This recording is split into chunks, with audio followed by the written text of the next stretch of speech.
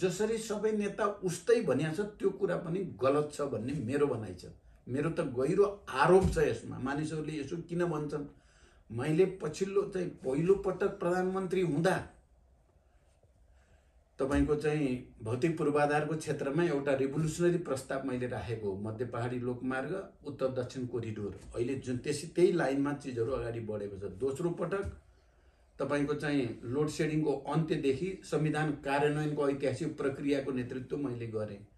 तेस्रो पटक सुशासन, सामाजिक न्याय र समृद्धि भनेर भ्रष्टाचारका विरुद्ध यत्रो अभियान चलाउने पनि उस्तै, भ्रष्टाचारीलाई बचाउनको लागि सम्पूर्ण चिज गर्ने पनि उस्तै भन्ने भाष्य जो बनाइएको छ, यो चाहिँ अब मैले अब त्यो परेको छ मान्छेलाई। त्यो धेरैले भन्ने गरेका छन्, नेतातन्त्र भन्ने गरेका छन्, तीनटा नेता भन्ने गरेका छन्। यो नै वैज्ञानिक छैन यो भनाइ। कुन नेताले कति राम्रो कति नराम्रो हरेकको अलग अलग छानबिन हुनु पर्यो। कोही पनि चाहिँ गम्भीर चाहिँ नागरिकले या बुद्धिजीवीले या कसैले राजनीतिज्ञले त हरेकको गुणदोषको आधारमा गर्नुपर्ने, सबैलाई एउटै डालामा हालेको छ अनि एउटै हाँडीमा हालेर भुट्या जस्तो गरी भुट्न खोज्ने, यो नै अवैज्ञानिक छ। त्यस्तो होइन। कांग्रेस र एमाले गठबन्धनका विरुद्ध कहिले खबरदारी गरेका छौं प्रतिनिधि सभामा, कहिले सडकबाट खबरदारी गरेका छौं र अहिले राष्ट्रिय अभियान मार्फत जनतालाई सचेत बनाउँदै उनीहरूको दलाल पक्षीय, नोकरशाही पक्षीय, बिचौलिया पक्ष चरित्रको भण्डाफोर गर्दै हिँडेको बेला छ। झापा, मोरङ, सुनसरी, सप्तरी, सिराहा, धनुषा, महोत्तरी, सर्लाही हुँदै रौतहटसम्म नआउँदै काठमाडौँमा यो सरकारको गलत क्रियाकलाप, जनविरोधी क्रियाकलाप, राम्रो गर्ने जतिलाई देख्नै नसक्ने, भ्रष्टाचारीलाई चोख्याउनै पर्ने, आफ्नो दलाली गर्ने जतिसुकै भ्रष्ट भए पनि त्यसलाई बचाउनै पर्ने, आफ्नो अलिकति दलाली गर्दैन, आफूले जे भन्यो त्यो मान्दैन भने राम्रो भन्दा राम्रो मान्छेलाई पनि कारबाही गर्ने, त्यसलाई सताउनै पर्ने। अरू धेरै टाढा जानु परेन। पुलमान एउटै उदाहरण पर्याप्त छ। पुलमान मैले नियुक्ति गरेको हो। पुलमान नियुक्ति गरेपछि देशबाट लोड सेडिङ अन्त्य भएको हो। त्यो पुलमानलाई सताउने तपाईँले देख्नु भएको छ।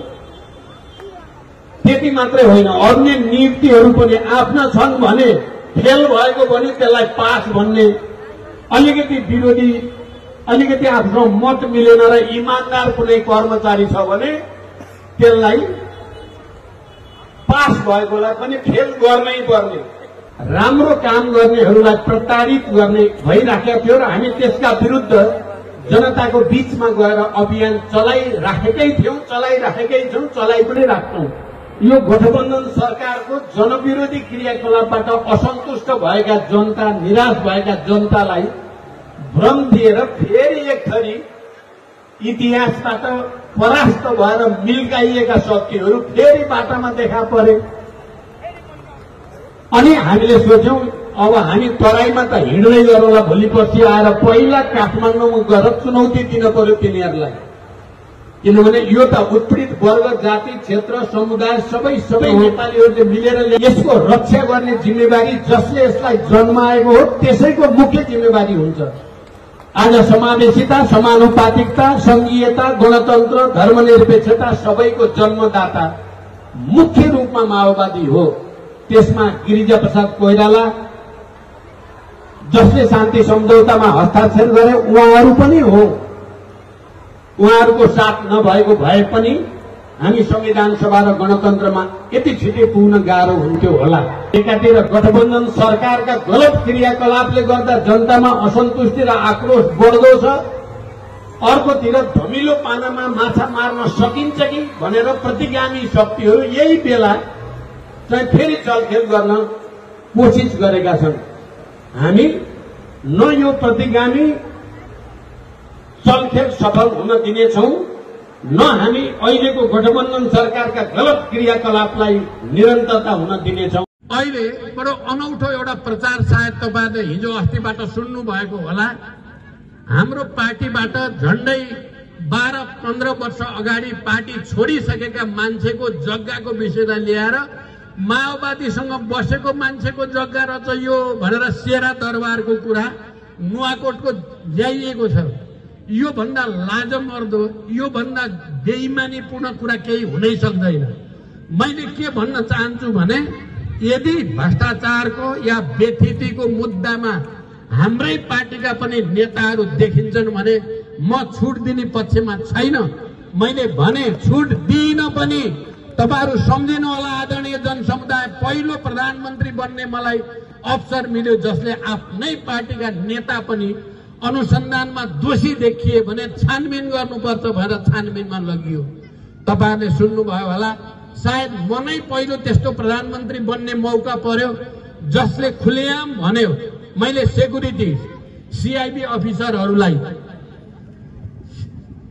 सीबीआई अफिसरहरूलाई भने मैले यदि तपाईहरुको अनुसन्धानमा प्रचण्ड दोषी देखियो भने प्रचण्डलाई नछोड्नुहोस् भन्ने पहिलो प्रधानमन्त्री म नै हो। तर यी भ्रष्टहरू आफ्नो भ्रष्टाचारबाट कुरूप बनेको अनुहार ढाकछोप गर्न झुट्टा प्रचारको सहारा लिने खोजेका छन्।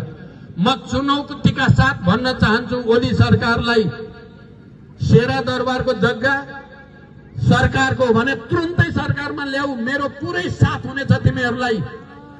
तर झुट्टो प्रचार गरेर राजनीतिमा बेइमानीको प्रदर्शन नगर पनि भन्न चाहन्छु। हामी 64 को जत्तिकै शक्तिका साथ आयौं भने अब त हाम्रो अनुभवले यो राष्ट्रलाई समृद्ध बनाउने, जनताका समस्या समाधान गर्ने, विकास निर्माणका सुशासनका सबै समस्या समाधान गर्ने ताकत र हैसियत हामीसँग हुनेछ। म यही अपिल पूर्वदेखि पश्चिमसम्म जनतामा गर्दैछु। आज थाहा नगरपालिकामा यो भव्य समारोह आयोजना गरेर तपाईहरुले मेरा केही संकल्पहरू, मेरा केही विचार र प्रतिबद्धताहरू भन्ने अवसर जुटाउनु भयो। म फेरि एकचोटि थाहा नगरपालिकाका सबै पदाधिकारी र जनप्रतिनिधिहरू, मगवानपुरका पदाधिकारी र जनप्रतिनिधिहरू, तपाई यहाँ उपस्थित आदरणीय जनसमुदाय सबैलाई हार्दिक धन्यवाद दिन चाहन्छु। सुशासनको पक्षमा अभियानको एउटा दृढ संकल्प मैले लिएँ। त्यसको साथै समाजमा रहेको विभेदको अन्त्य गर्ने, सामाजिक न्याय कायम गर्ने अर्को संकल्प पनि मैले त्यति बेला नै गरेँ। त्यसैगरी नागरिकताको समस्याबाट पीडित युवाहरूलाई सम्बोधन गर्नेदेखि आर्थिक आतंक थियो, आर्थिक समस्या थियो, त्यो समस्या समाधान गर्ने संकल्प सहित म अगाडि बढे।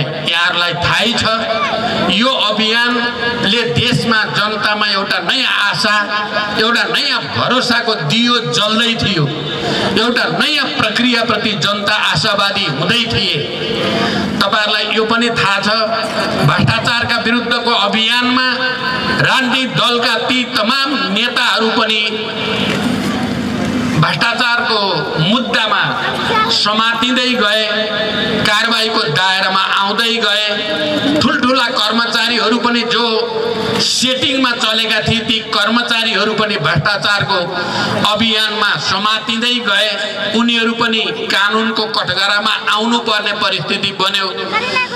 त्यसैगरी भूमाफियाहरू, सरकारी जग्गा व्यक्तिका नाममा लैजानेहरूका विरुद्ध पनि अभियान चल्यो र ती मानिसहरू पनि कानुनको दायरामा आउँदै जाने परिस्थिति बन्यो। बेथितिका विरुद्ध सुशासनका पक्षमा भ्रष्टाचारका विरुद्ध अभियान चलाए बापत मैले भूमाफियाहरूले सरकारी राज्यको जमिन कब्जा गर्ने सबै षड्यन्त्रको पर्दाफास गर्दै त्यो जमिन सरकारको नाममा ल्याउने काम गरे बापत मैले दलालहरू, बिचौलियाहरूका सेटिङहरू भत्काएर नेपाल र नेपाली जनताको हितमा काम गर्न थाले बापत दलालहरू, बिचौलियाहरू, भ्रष्ट तत्त्वहरूमा एउटा खैलाबैला मचियो। उनीहरूमा एउटा भय, आतंक मचियो।